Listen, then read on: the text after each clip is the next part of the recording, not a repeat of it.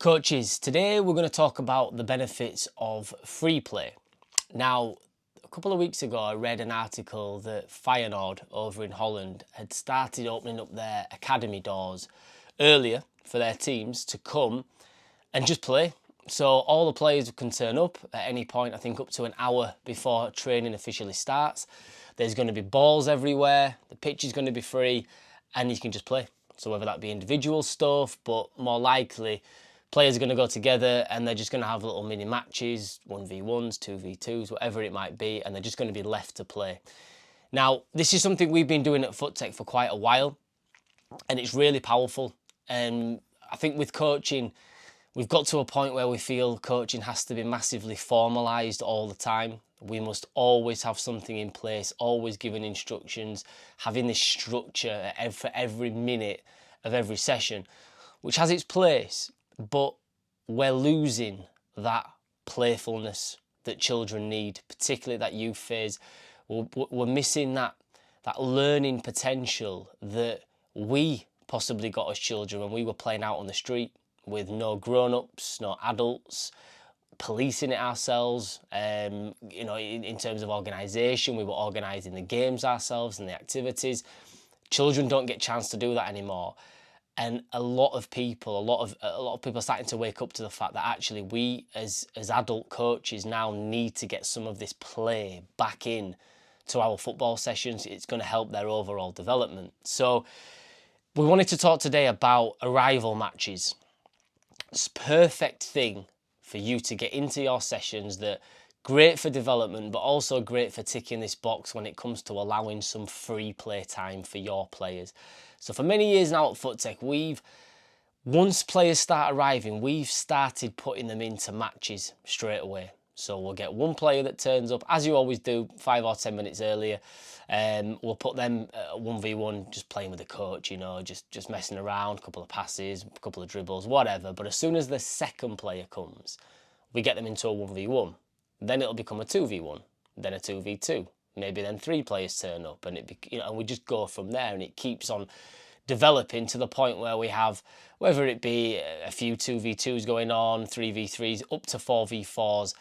And for 5 or 10 minutes, we just allow them to play. We don't coach, we just encourage. We're maybe still setting up some of our activities, but we just let them play. And it has been massively, massively beneficial for them on a number of levels. I mean, first of all, from a coaching point of view, it keeps them engaged. So rather than them just grabbing a ball each and just blasting it everywhere, you know how annoying that can be when you're trying to set stuff up and they're just destroying all your cones and whatever else. This gives them something to focus on, and it's something they like doing. Everybody comes for the match. No matter how good our coaching is, no matter how good our sessions are, they all want that match at the end. Let them have it at the start as well. It'll just keep them engaged, keeps them busy. They can focus on that while you're focused on finishing up with setting up your activities, maybe speaking to a few parents, whatever it might be. It also gives you as a coach a chance to see who's turning up.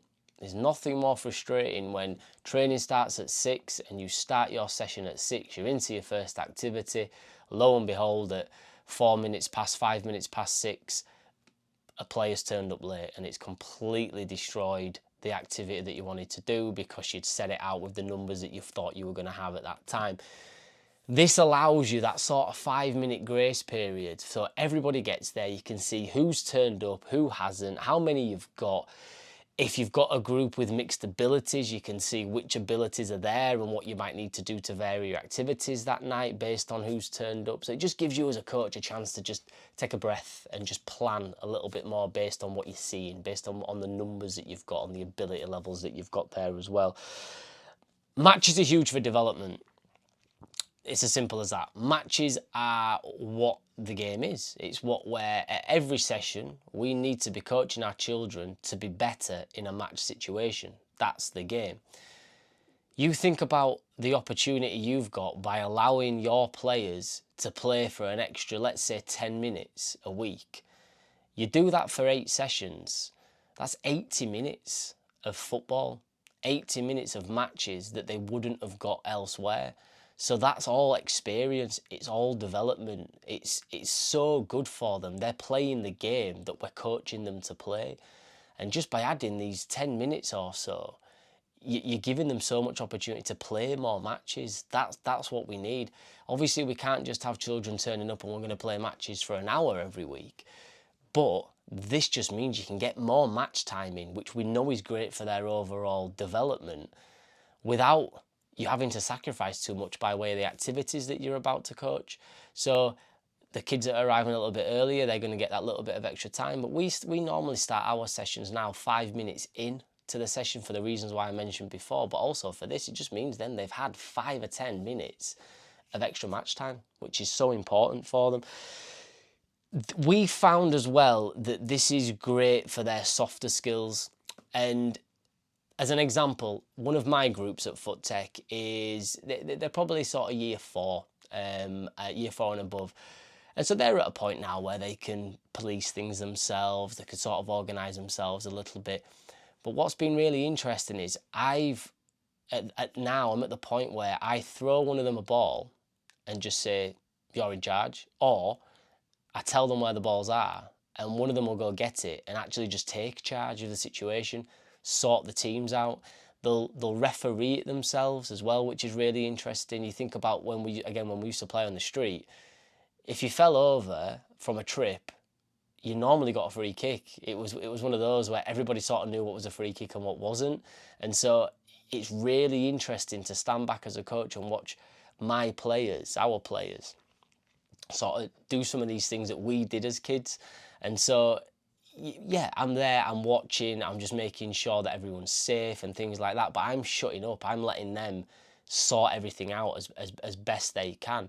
Obviously, if you've got a younger players, maybe under 6s, under 7s, then yeah, it's going to need you to put them into teams or whatever. Or if you can clearly see that the older players have put themselves into, you know, the better players and the not so good players, then yeah, you might need to step in and mix that up. But just stand back and just give them those few minutes just to see how they do this, because you'll develop leaders in there, you'll develop people with good organisation skills, good communication skills. It's not always coming from us as the grown-ups, it's coming from the kids, which is massive for them. They're sorting this out, giving them a bit of power, empowering them to make their own decisions. So it's a great tool to use for that as well, which isn't always easy to do in a football coaching session. But you know, the power of just standing back and allowing them to do this, for my players anyway, has been absolutely superb.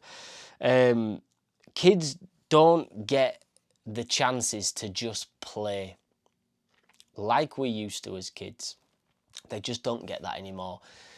Certainly not as much in a lot of cases. And we as football coaches, we need to give them that opportunity to just play. No interruptions from grown-ups, no stopping the session every 2 seconds, just allowing them that freedom. Just try some new things. They don't need to worry about what the coach is going to say, what parents are going to say. They're just going to play for 5 or 10 minutes, no grown-ups involved. Give it a try. It's worked really well for us over the last couple of years. If nothing else as well, it burns off a little bit of energy for that first activity, so they're not all coming hyper from straight after school or whatever else. They burn off a bit of energy, they're ready to listen, they're ready to play.